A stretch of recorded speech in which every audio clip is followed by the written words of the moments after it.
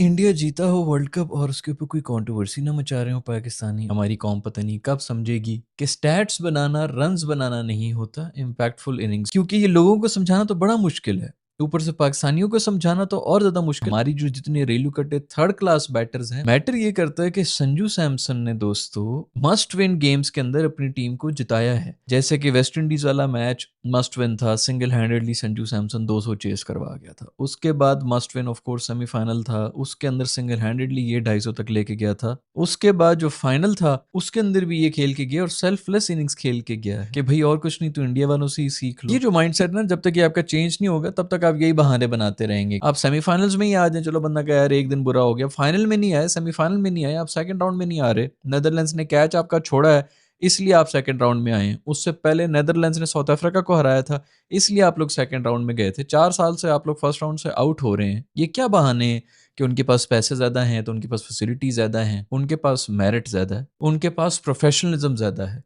वहां मेरिट को इज्जत दी जाती है, परफॉर्मर्स को इज्जत। दोस्तों, जैसा कि आप हाईलाइट में देख चुके हैं, चंद सेकंड आगे करके आप मुकम्मल वीडियो देख सकते हैं। लेकिन इससे पहले मेरी आपसे छोटी सी गुजारिश है कि इस तरह की मज़ीद वीडियो देखने के लिए मेरे चैनल को लाजमी सब्सक्राइब कर लें। इंडिया जीता हो वर्ल्ड कप और उसके ऊपर कोई कंट्रोवर्सी ना मचा रहे हो Pakistani. Of course controversy much चुकी है, इस चीज़ के ऊपर बन चुकी है कि जो मैन ऑफ द सीरीज था इस पूरे वर्ल्ड कप का वो दिया गया है हमारे दोस्त संजू सैमसन को। लेकिन सबसे ज़्यादा रन्स जो हैं वो पाकिस्तानी लड़के साहबजादा फरहान ने बनाया था। तो बहुत से पाकिस्तानी बहुत ज़्यादा नाराज़ हो रहे हैं इस चीज़ के ऊपर कि बहुत बड़ा जुल्म हो गया, आईसीसी पेड है। जे शॉन ने ज़बरदस्ती अपने बंदे को बना दिया, हालांकि उसके तो इतने 100 रन्स ज़्यादा हैं। मेरा ख्याल में, अगर मुझे करेक्ट कर दीजिएगा, मेरे ख्याल में ईशान किशन के भी संजू से ज़्यादा रन्स ही हैं या उसके कहीं करीब ही होंगे, जो भी होंगे। बट संजू को इसलिए दिया गया है मैन ऑफ द सीरीज का अवार्ड क्योंकि उसने इम्पैक्टफुल इनिंग्स खेली हैं। हमारी कौम पता नहीं कब समझेगी कि स्टैट्स बनाना रन्स बनाना नहीं होता, इम्पैक्टफुल इनिंग्स। क्योंकि ये लोगों को समझाना तो बड़ा मुश्किल है, ऊपर से पाकिस्तानियों को समझाना तो और ज्यादा मुश्किल है। अब इवन जो हमारा आखिरी मैच था श्रीलंका वाला, दो साहिबजादा फरहान हमारी जो जितने रेलू कट्टे थर्ड क्लास बैटर्स हैं उनमें सबसे बेहतर वही है।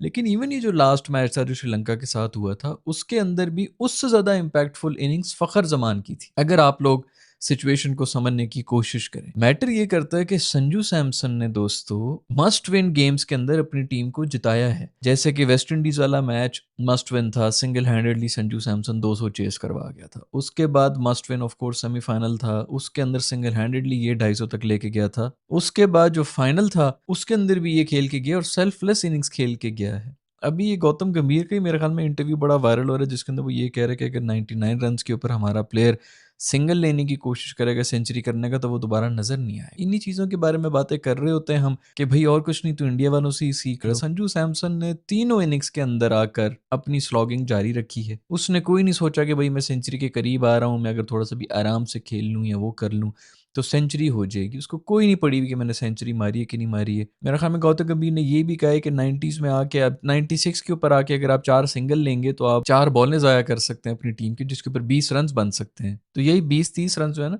ये जो चैंपियंस बनते हैं ना दोस्तों, यहाँ पर आके इंचेस का सारा फर्क रह जाता है। मेरा ख्याल में तो बिल्कुल सही मैन ऑफ द सीरीज जो है वो संजू सैमसन को ही मिलना चाहिए था। इस पर कोई डिबेट ही नहीं होनी चाहिए। इनफैक्ट अगर कोई डिबेट होनी चाहिए तो इस चीज़ के ऊपर होनी चाहिए कि बुमराह को मिलना चाहिए, क्योंकि आखिरी 2 मैचेस तो वो बुमराह, खैर तो फाइनल तो उसके अंदर तो बाकियों की बड़ी कंट्रीब्यूशन थी, संजू की भी थी, लेकिन सेमीफाइनल तो बुमराह ने जिताया है। दूसरी बात ये है कि संजू सैमसन ने सारे मैचेस भी नहीं खेले थे भाई। ये 2-4 मैचेस तो इसने वैसे ही जो है वो बाहर बैठ के गुजारे हैं क्योंकि इनकी टीम में जगह नहीं बन रही थी। ये जो माइंडसेट ना, जब तक ये आपका चेंज नहीं होगा तब तक आप यही बहाने बनाते रहेंगे कि जी उनके पास पैसे ज्यादा हैं, उनके पास फैसिलिटीज ज़्यादा हैं। न्यूजीलैंड के पास कौन से पैसे हैं, न्यूजीलैंड के पास कौन सी फैसिलिटीज़ हैं, न्यूजीलैंड के पास कौन सा टैलेंट पूल है। चलो वो इंडिया से तो हार रहे हैं ना, आप फाइनल में चले जाते हैं, हम कहते हैं कि चलो ठीक है इतना ही काफ़ी है। वहाँ पर आके जो उनके पास पैसे भी ज़्यादा हैं, बाकी भी सब चीज़ों में पॉपुलेशन भी ज़्यादा है तो टैलेंट भी ज़्यादा है, आप सब वो बहाने बना सकते हैं। आप न्यूजीलैंड तक तो पहुंच जाए कम अज़ कम, आप सेमीफाइनल्स में ही आ जाए। चलो बंदा कह यार एक दिन बुरा हो गया, फाइनल में नहीं आए, सेमीफाइनल में नहीं आए, आप सेकंड राउंड में नहीं आ रहे, नेदरलैंड्स ने कैच आपका छोड़ा है इसलिए आप सेकंड राउंड में आए हैं। उससे पहले नेदरलैंड्स ने साउथ अफ्रीका को हराया था इसलिए आप लोग सेकंड राउंड में गए थे। 4 साल से आप लोग फर्स्ट राउंड से आउट हो रहे हैं। ये क्या बहाने हैं कि उनके पास पैसे ज़्यादा हैं तो उनके पास फैसिलिटी ज़्यादा हैं, उनके पास मेरिट ज़्यादा है, उनके पास प्रोफेशनलिज्म ज़्यादा है।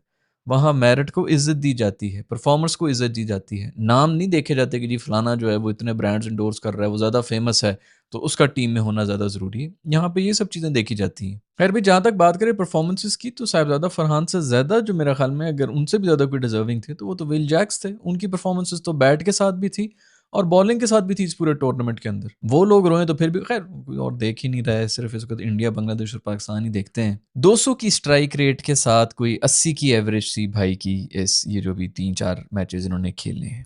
और हम लोग इसके ऊपर डिबेट कर रहे हैं कि भई हमारे साथ नाइंसाफ़ी हो गई, इसको नहीं मिलना चाहिए था मैन ऑफ द सीरीज़। अब टी20आई के अंदर इम्पैक्टफुल 30 आपके 70 रन्स जो कि आपने 65 बॉलों पे या 55 बॉलों पे किए हों, उससे भी बेहतर हैं, आपके 10 बॉलों के 30 रन्स जो हों। इसी तरह एक और बंदा भी आके अगर 10 बॉलों पे 30 रन बना के चला जाए, तो 20 बॉलों पे आपके 60 रन्स होते हैं, मैच पूरा का पूरा बदल जाता है। प्रॉब्लम सिर्फ ये है ना कि बाद में ये अगर कोई प्लेयर इस तरह खेलना भी शुरू हो जाए, तो हमारी सोशल मीडिया और हमारी पूरी आवाम जो है वो इसी के ऊपर कि इसने किया ही क्या है भाई, इसका हाईएस्ट स्कोर देखो 30 है पिछले 6 मैचेस में, हु हु। इस किस्म के कमेंट्स आ रहे होंगे। इसके ऊपर आ जाती है आपकी मैनेजमेंट।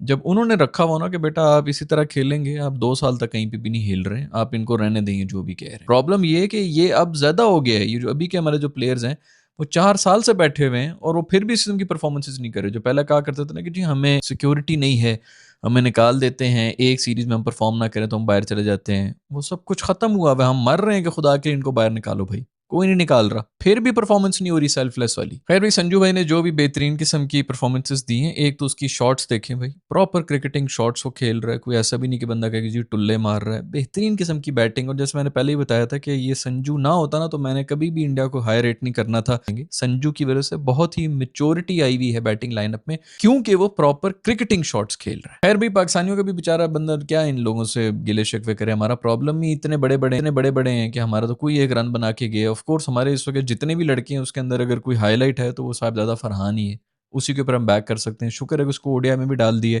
क्योंकि थोड़ी डॉट बॉल्स वो ज़्यादा खेल लेता, तो ओडीआई के लिए तो वो बिल्कुल ही सूटेड है। और वैसे भी फिक्र की क्या बात है यार, हमारे ब्रांड्स हैं ना, वो इसके ऊपर भी कोई फिल्म बना देंगे इसी चीज़ के ऊपर कि जी कैसे नाइंसाफ़ी हुई, और फिर उसी मासूम को बिठा के जो है उसे बुलवा भी देंगे। जैसे हमारे जो प्रीमियम बॉलर हैं, इनको भी प्रीमियम अगर देखा जाए तो एक टीवीसी ने बुलवाया। स्क्रिप्ट राइटर लिख रहे होते हैं ना, उन्होंने ये उनके ये कलमात थे, ब्रांड से अप्रूव हुआ हुआ था कि जी आप अपने आप को, आप जो शाहीन आगे से ये बोलेगा कि मैं पाकिस्तान का प्रीमियम बॉलर हूँ। मतलब उनको भी समझ नहीं आ रही कि एक बंदे से बुलवा रहे हैं, इन मासूमों को क्या पता।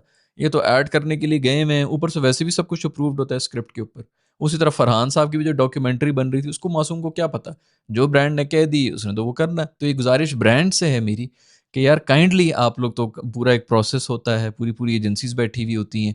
इनसे इस किस्म की ओछी हरकतें ना करवाया करें। वो तो पैसे ले रहे हैं, उन्होंने तो कर लेनी है। बाद में पूरी दुनिया के सामने हमारी बेइज़्ती हो रही होती है। खैर भी ये प्लेयर ऑफ द टूर्नामेंट की लिस्ट भी आई हुई है मेरे पास। आप ज़रा ये चेक करें कि तकरीबन 20 साल होने को आए हैं और कोई एक पाकिस्तानी नहीं है जो प्लेयर ऑफ द टूर्नामेंट भी बन जाए। एक ज़माने में हम कहते थे ना कि इंडिविजुअल परफॉर्मेंसेस की बेस के ऊपर हमारे जो हैं वो लड़के खेल रहे होते हैं, टीम वर्क नहीं होता। अब वो भी ख़त्म हो चुका है।